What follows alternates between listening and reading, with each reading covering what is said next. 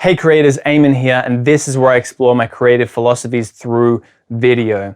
So you want to get that cash money doing what you love in an industry that always needs photo and video work. Well, real estate is one of the best industries to do that in, especially given the events of 2020. You know, customers and the market, they want to see as much of the home as possible before they go and actually see the house, before they book an inspection. And so photos and videos and even 3D walkthroughs are the best way to do that. So the market is in need of these services way more than ever, and it's not going away anytime soon, and you've probably recognized that.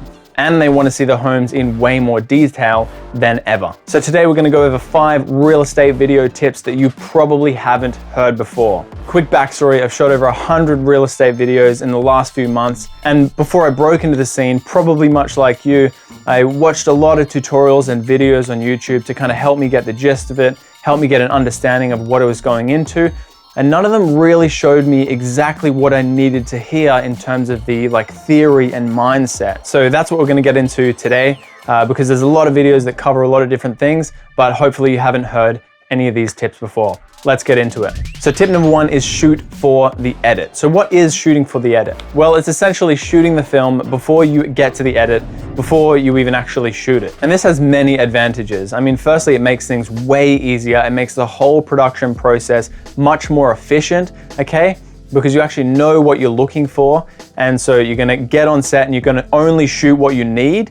And then when you get into the edit, rather than having hundreds of clips to deal with, depending on the value of the home, obviously, then your editing time is going to get cut down significantly because you know what you're shooting, you know what it's going to look like. And so when you get in the edit, it's just a matter of actually putting that puzzle together. You know, you're not just sitting in the edit room pulling your hair out because you have no idea what's happening because you've got so many clips and they're all over the place and you don't know how to piece the thing together. So how do I actually shoot for the edit? Well, when I rock up to set or to the home or to the house, firstly, I actually scout the location, so I'm gonna turn on all the lights, turn on all the fans, and actually get a feel for the home, see what it actually looks like. And this process maybe takes me about 5 minutes at this point. And because I have a lot of shots that I know that I can get, a couple of kind of go-to shots, that's how I kind of piece together how I'm going to actually shoot the film, essentially. So for example, I rocked up to a house the other day and it had a big side access that was going all the way around the back, and it curved all the way around the front, and then it had an upstairs and a downstairs. And so, the side access was something that I wanted to actually show off in the home, and the real estate agent mentioned that that was of value in the home. So we did the intro going around the back of the home, and then, I did dolly pans all the way around to get to the front of the home, and then went up, shot the inside of the top, and then shot the inside of the bottom. So not only am I in and out of the house as quick as possible, because I've actually scattered it out, I know how I'm going to make the film look, but also it gives context to the home. And context is extremely important when you're showing off a home, because if you put yourself in the customer's shoes and all of a sudden you're going to bedroom 1 up the top and then bedroom 2 down the bottom, they actually don't get a feel for how the house actually is, and they're going to be less likely to book an inspection. But if they can imagine themselves in that home because they actually have context for how it looks and everything, then they're going to be much more likely to actually book an inspection. So keeping context in mind is really important. So shooting for the edit is my first tip, and I would argue it's one of the most important ones. Once you've actually done it a few times, it literally makes your on-set and post-production process way more efficient. You're gonna cut down all of your time and therefore get paid more for your time. So tip number 2 is use effects to sell the home. Don't just use random effects, as tempting as it may be.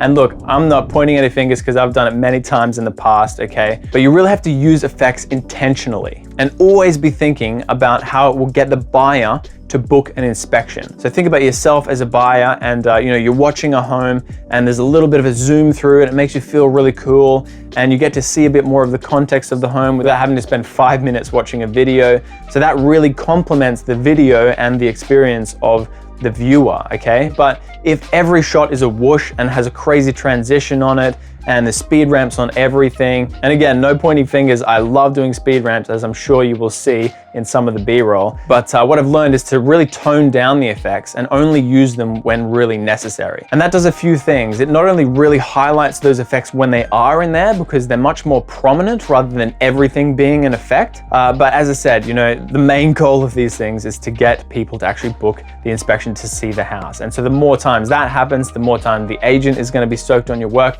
the more work you're going to get. It's just that simple, guys.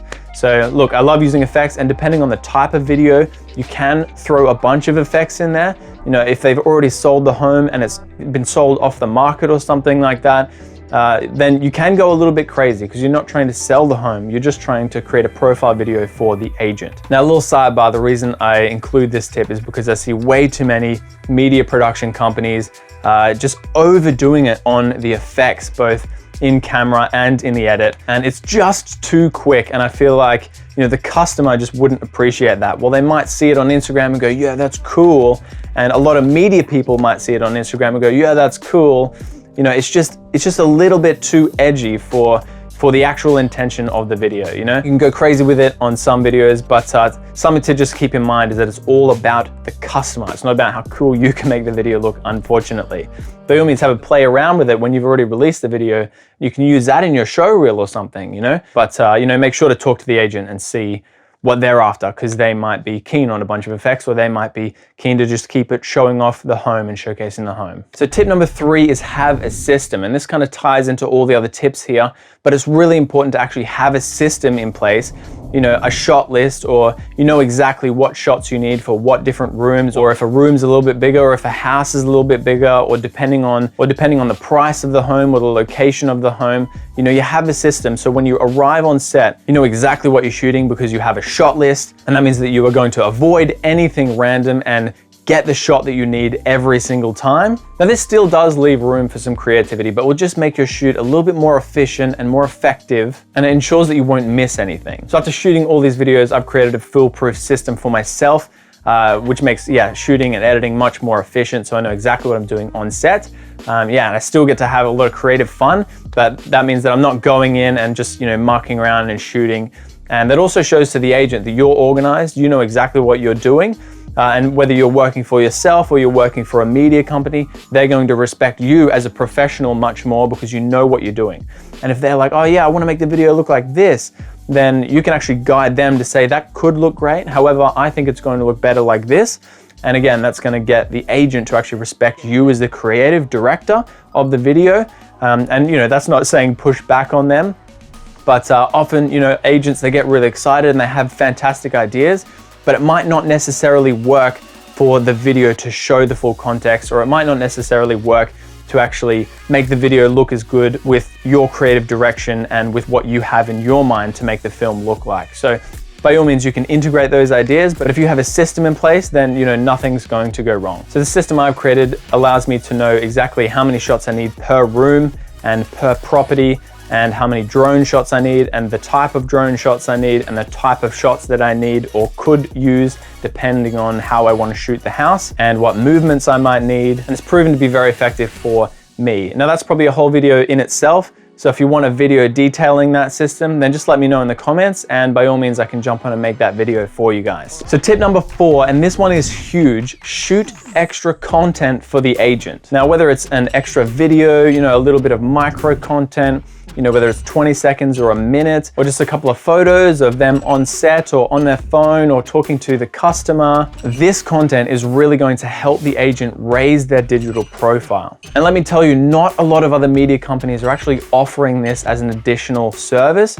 You know, a lot of media companies, they'll do the video, they'll do the photos, they'll do the 3D walkthrough, 1 or 2 or all of those things, right? But they'll never offer the actual extra things that are really going to help them boost their online presence and, you know, make their marketing much easier. So by you doing this, and, you know, let's be honest, if you're already on set, you already have a camera and a gimbal in your hand, it's going to be pretty easy to just shoot a little bit of extra content.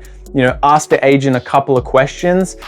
Make sure you actually guide that conversation so that you're telling a little bit of a story in that micro content to help kind of raise their profile. just guide them through it, get a little bit of B-roll and just whip an extra video together for them. It's really not going to take much longer because you're already on set. Everything's already there set up for you. You just have to press record and say, hey, what are we doing here today? And guide them through a little video. So this does a number of things. Not only does it really help the agent, it's going to get you noticed. It's going to get your business or the business that you're working for way more gigs by providing extra value to the client. And again, when it comes to post-production, like these videos, whether they're 30 seconds or a minute or a couple of photos, they take me no longer than 20 minutes to create, So if you're providing that extra valuable content to the agent, they are going to love you, they are going to recommend you, more people are going to use you, you are going to get more money, and everybody wins, right? So it's a really simple thing that you can do to increase the value of what you're actually offering. So tip number 5, and this one is a little bit technical, but it's desaturate your highlights and your shadows. So what do I mean by that? Well, essentially, you just need to take out all of the color from the highlights and the shadows. Now, I won't go into detail about how to do this here. There's a lot of videos on YouTube on how to do that.